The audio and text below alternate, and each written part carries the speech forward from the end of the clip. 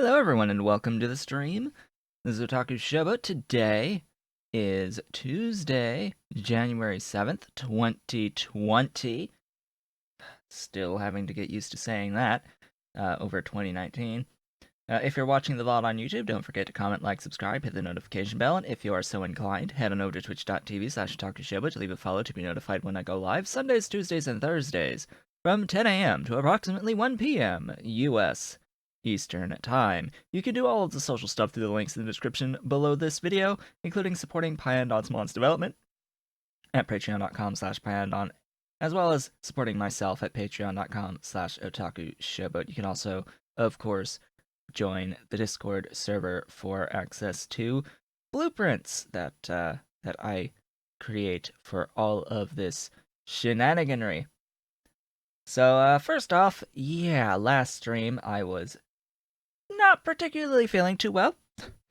Yeah, I had some intestinal issues, and let's just say that my weight went down by 3.2 pounds, when I weighed myself the following morning. So, yeah, there's that. On top of, I'm now drinking Folgers coffee, which, is significantly less potent than the Death Wish coffee I was drinking before. So take into consideration that, yeah, I was both not feeling too good as well as in the intestines, and also suffering from lack of caffeine compared to the usual amount.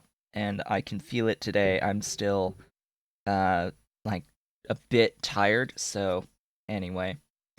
Yeah, hopefully today will be a bit better than last time.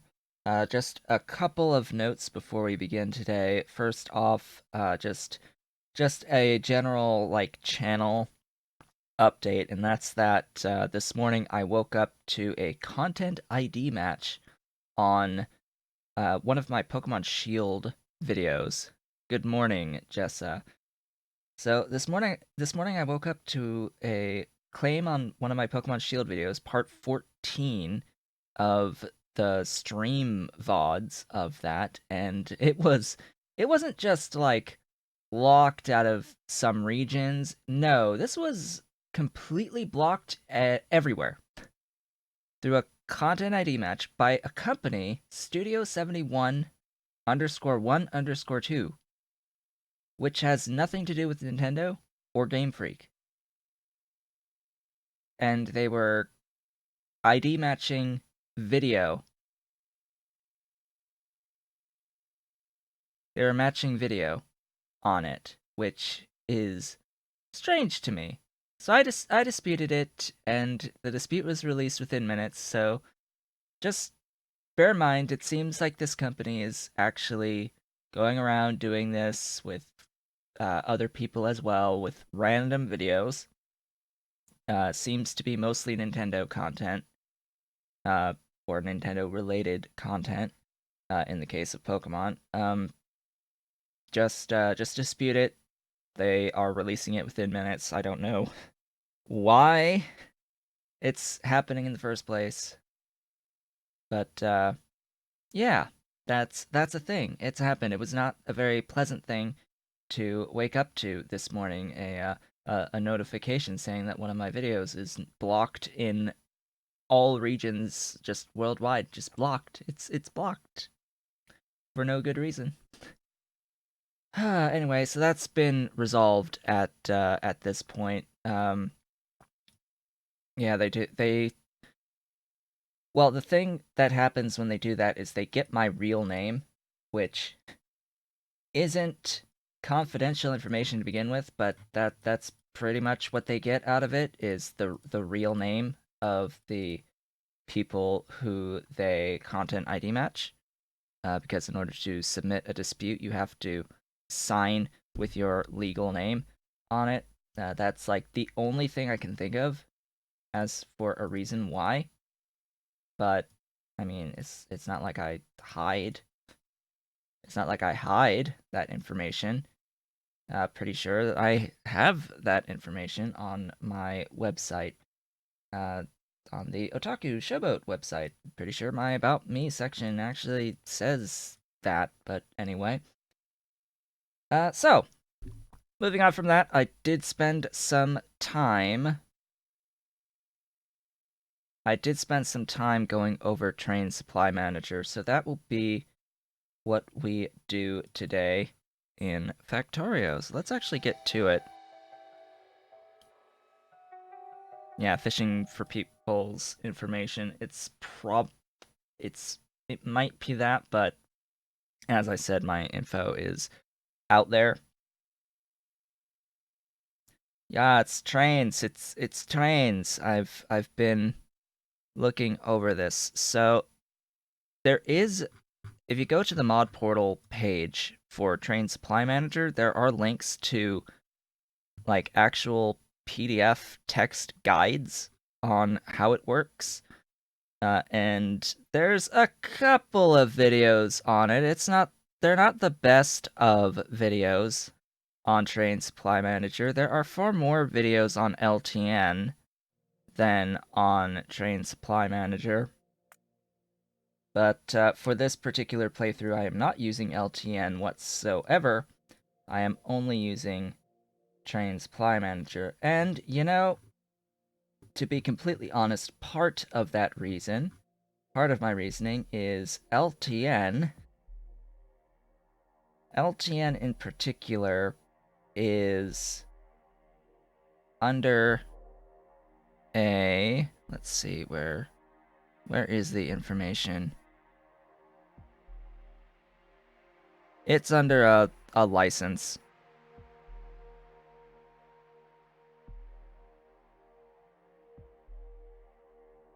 That has apparently changed at this point. It seems that the license was changed to something a little bit more reasonable. Streaming or similar is exempt from the no commercial use now. But anyway, at the time, a long time ago, it was under a license that completely forbade this. But I mean, at least with Pyanodon, we've got tacit permission, right? But anyway, I'm using TSM. Just LTN is a step too far on complexity for me. I'm sure that I can figure it out, and that I can learn the circuit condition stuff, and it might be a little bit better. But for now, Train Supply Manager, because it is actually simple, and well, by comparison to LTN, definitely. But also, I think it might be a little bit easier even than trying to manage larger train networks with just the vanilla mechanics.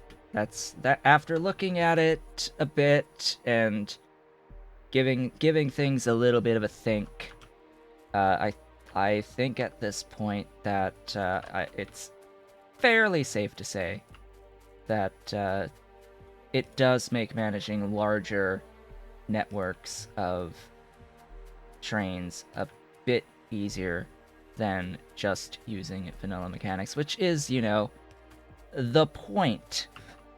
Which would ideally be the point of doing such things. So,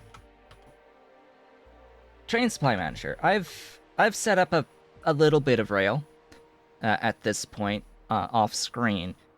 It's not not everything is complete here. There's some pre-planning in place here, as well as some stuff that's not finished.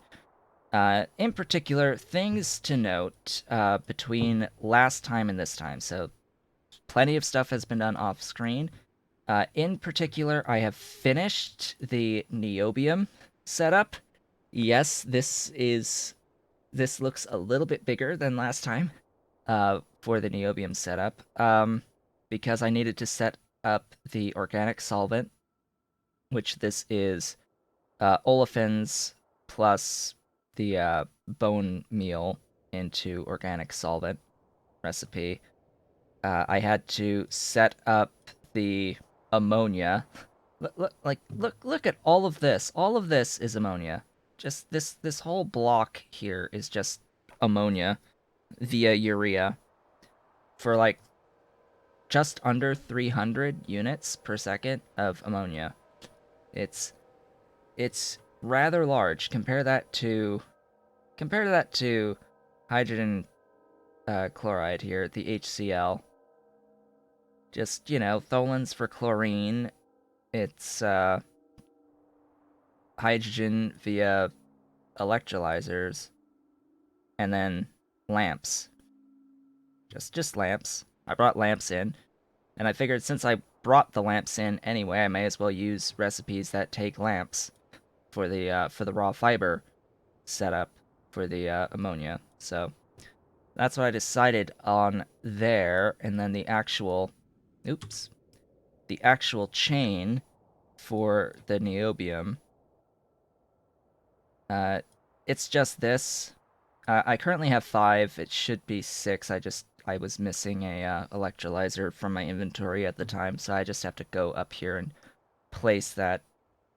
There's some other tweaks that can be made as well.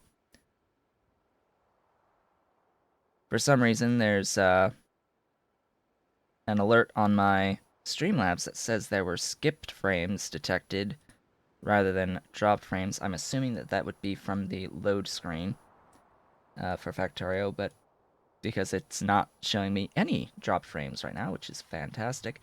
So yeah, this is the just the niobium, and that has given me access to the niobium pipes, which are absolutely amazing, as well as access to everything that niobium plates and pipes make, which includes the large, or the big electric poles, which only then did I start laying rails down, because the blueprint book I have for the actual bulk rail segments use the big electric poles. It also uses a lot of lamps.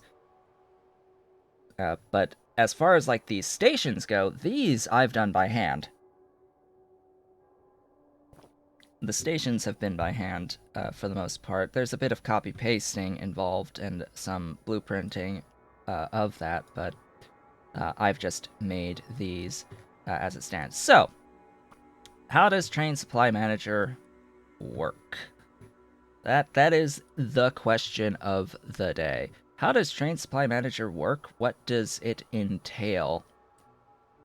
And how do you build for it? Well, the basic explanation for Train Supply Manager is that you have your supply locations, you send them to a depot yard, just a single spot that is a yard that will act as a location for the trains to sit, however many trains as you want for a resource. And you can actually just make one large yard and have several resources and just name the stations different names depending on what resource you want in that yard, if you are okay with having multiple things sitting in a yard together with a single outline. That will differ depending on what your throughput is, what you need, how often the trains move. You may need to split things up a little bit there at some point, but for now, the first build I did was just, you know, it's just a standard train station on your supply. I am using a mod called Bulk Rail Loaders, and I have stacking, so this is taking stacked copper. Just as an example, this is taking stacked copper, filling the train itself fills the supply, and then goes to the depot with just a circuit condition here, just so that it sits there forever. This part, the mall copper request, this part gets changed by the mod. Yet you don't need to set that at all. You don't need to set this part of it. In fact, I don't even know why it's there to begin with, because it will send it as required or as needed. it will go to the depot. So you set up your train with a standard station. You set up your depot with the supply stations, the special station added in the mod that has the big S on it as a supply station. And this is where the trains will rest. So you set it to go there after going to the supply. To request from your depot, this gets a little bit more complex. Yeah, this gets a little bit more complex. So you request with a requester station, and the way that this works, it's fairly hard to explain. I barely even have it in my mind myself exactly how this works. So it's like you assign a requester to icons, to icons that represent the source. So the depot, you put in an ID that's assigned to these depots. In this case, I've chosen stacked plates, stacked copper for this depot. And then on the request for out here, for this requester station, it will pull from these stacked IDs. So the ID has to match whatever the depot is. Is that understandable? You assign an ID and then you set your requester to the ID of the depot that you want to pull from. And you can have several depots and you can prioritize as well. All of this, it can be relatively powerful, about as powerful as you want it to be, or as simple as you want it to be. In this case, I'm doing a little bit extra, because under normal circumstances, it'll just keep sending trains to the location. We don't really want it to keep sending trains. We want it to send trains only when necessary. As an example here, I have wired up these chests at the end. Each contains 24,000 units of unstacked copper, because I unstack the copper as it comes out of the unloader. What I check for in this decider combinator is if it's less than half of the copper among the total in these chests. So if the total is 96k when full, if it falls below half of that value, it will send this signal P to this train requester object that I place down. This is just an item you put down within a certain distance of the requester train stop, and you wire it to this train counter. And then this will enable the trains to come when it falls below half the copper. And it will send the train automatically. It'll fill up, and the train will then go back to fill up at the supply that you set it to initially, and then it'll go right back to the depot. So that's the basics of it. And I've set up just the initial supply of the copper, request it here. You can have as many requesters as you want, following the same scheme. You can have as many supplies as you want, going to the same depot. And you can, of course, have as many depots as you want. So what does this actually do? This helps to simplify many in of a single product to a many out of a single product without having to think too much about how much of each supply is being used by each of the sinks.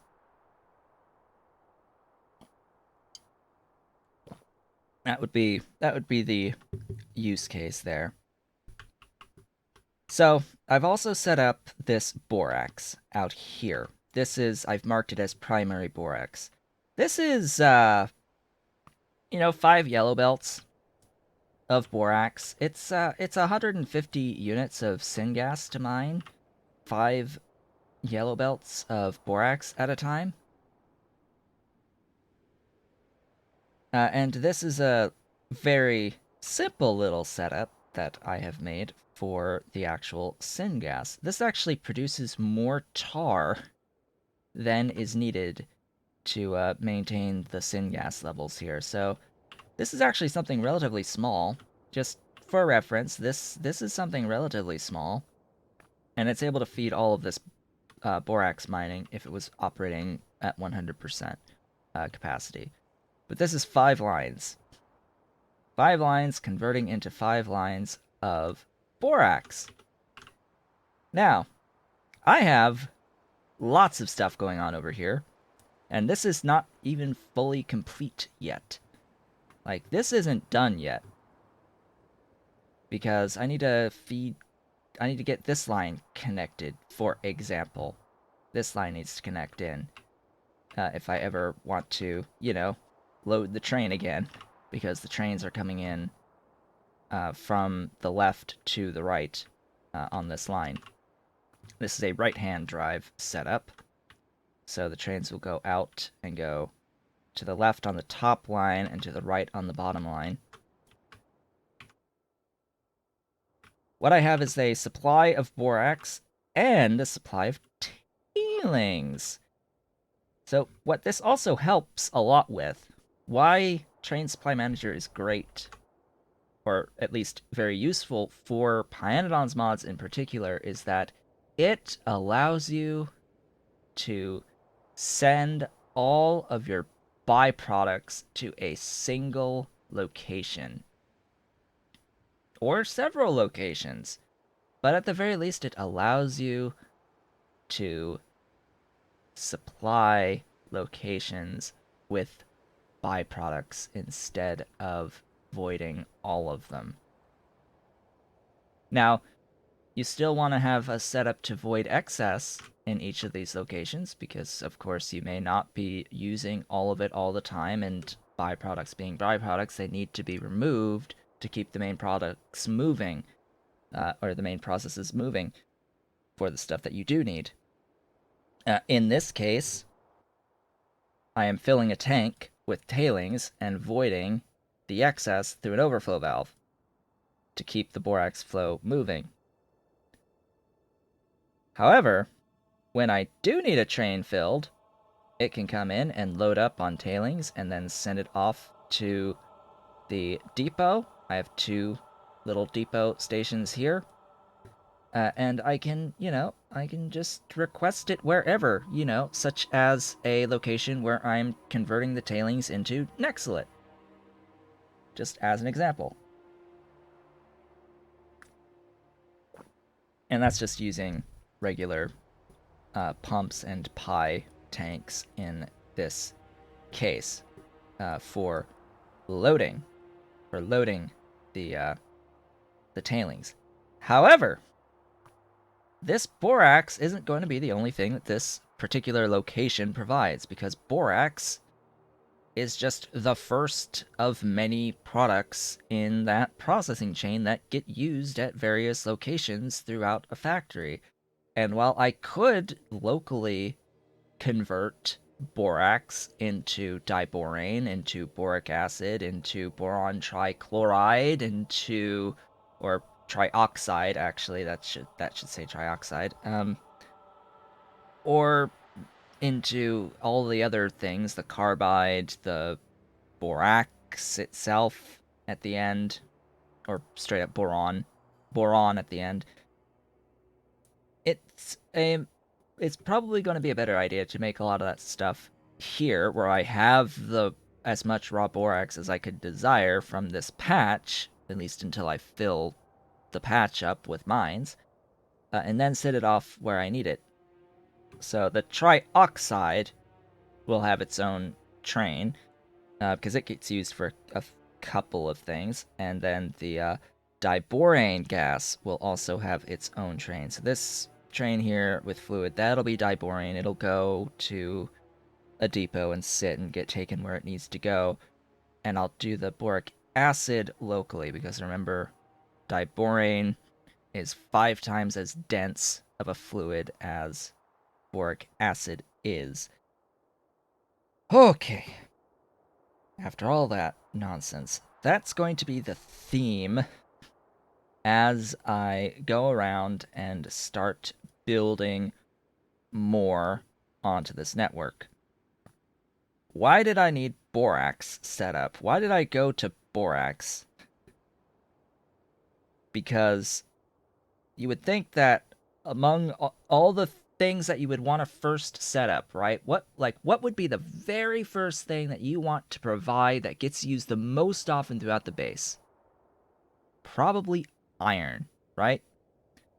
That first thing that pops into mind is probably going to be iron. Well, what does iron need? Because you can't just make iron from nothing.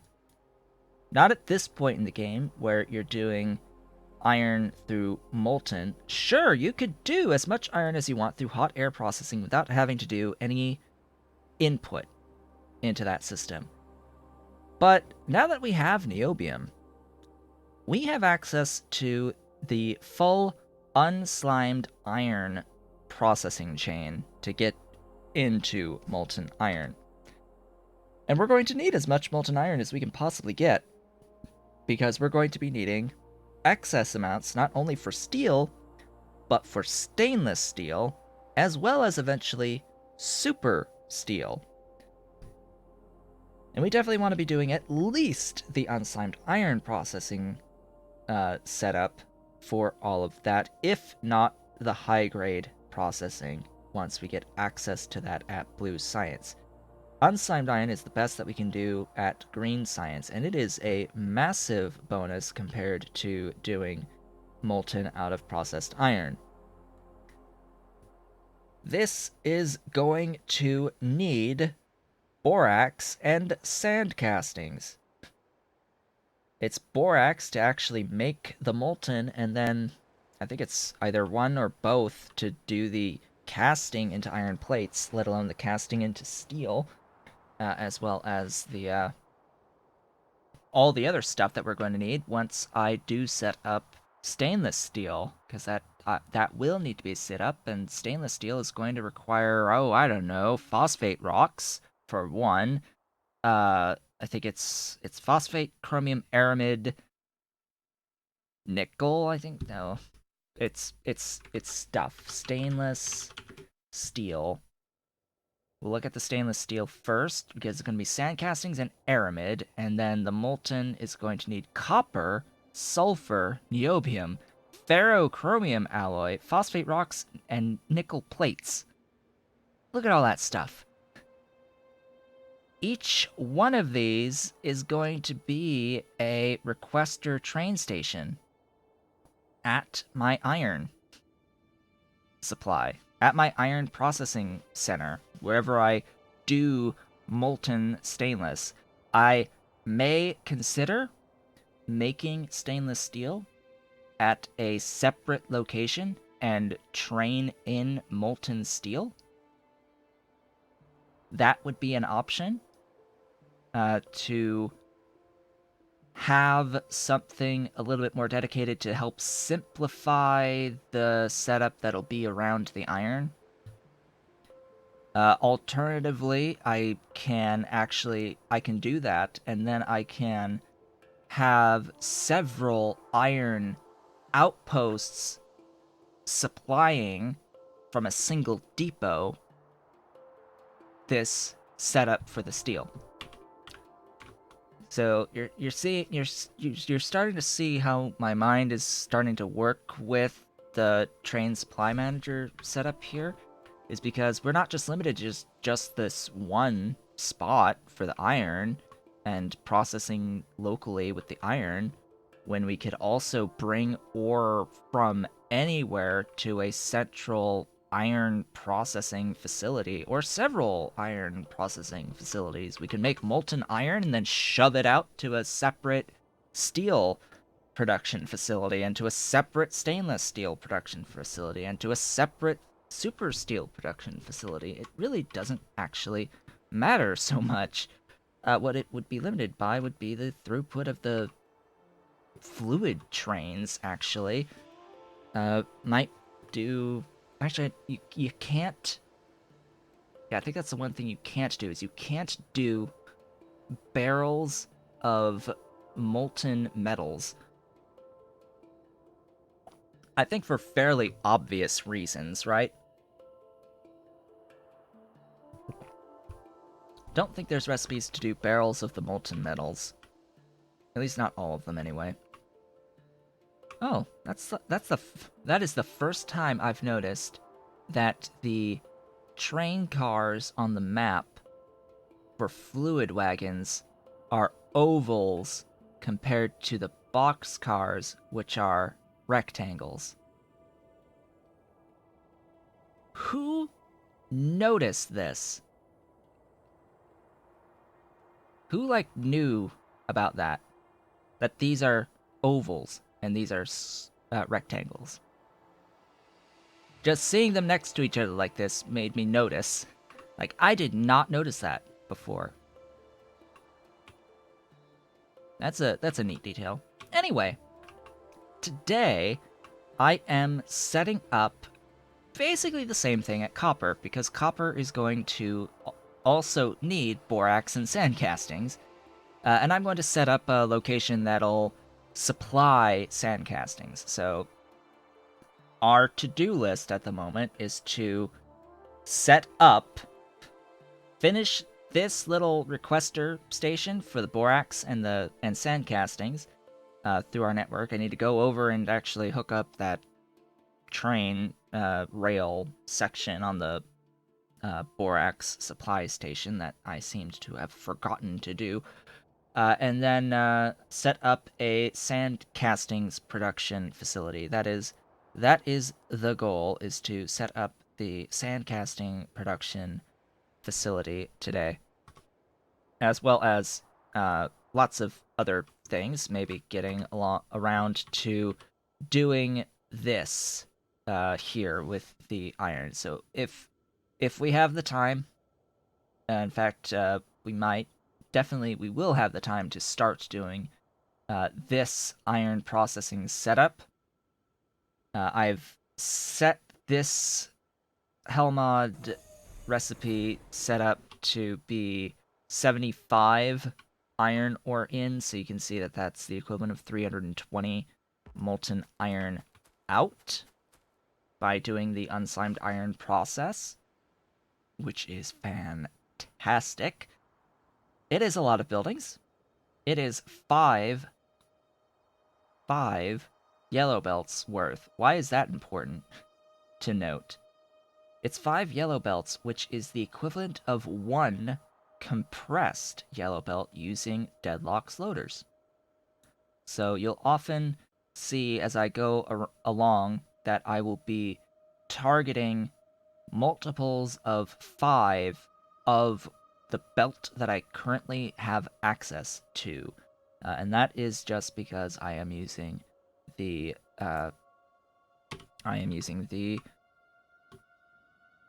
belt boxes. Yes, the belt boxes, deadlocks, stacking belt boxes, and compact loaders. So over here, I'm sort of mining 10 yellow belts. You know, just casually, I'm mining 10 yellow belts. What I'm going to set up is going to use half of that with the iron, while the other half continues to do all of this. So I am not going to immediately destroy all of this. That's feeding my bus. I'm not going to immediately destroy it because I'm going to set up the replacements to the bus before I destroy the bus. Just, you know, a reasonable thing to do, right? Set up the replacements. Is that even correct? No, I don't. There we go. That'll be those. Also, I am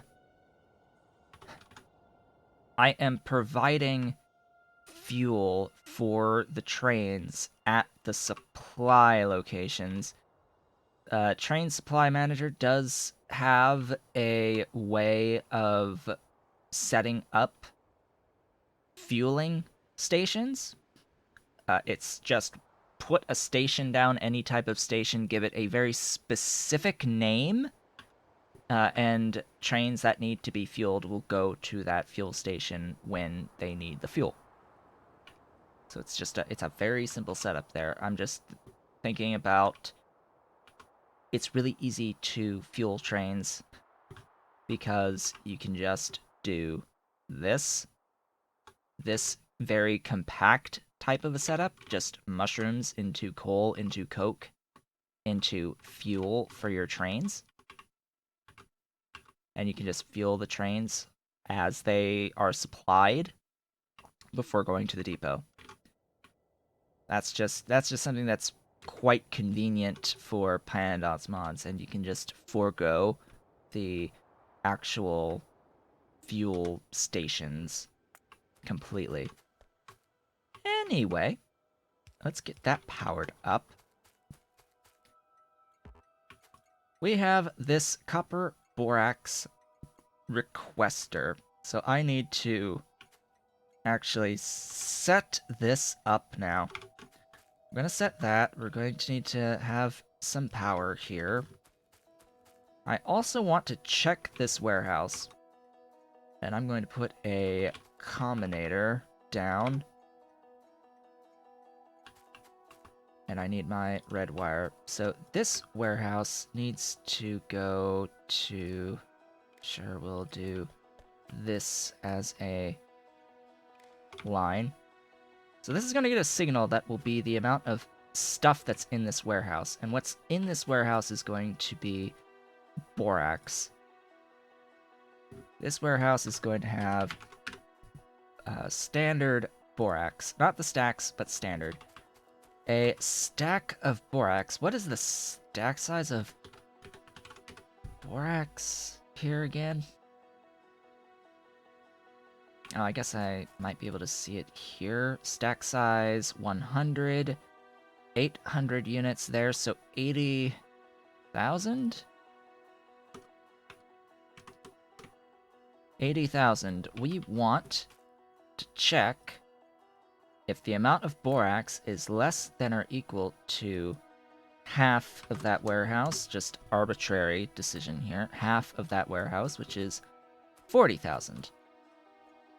And that will be outputting some signal. We can use P, we can use X, we can use whatever signal we want. And then this should be enabled if P equals 1.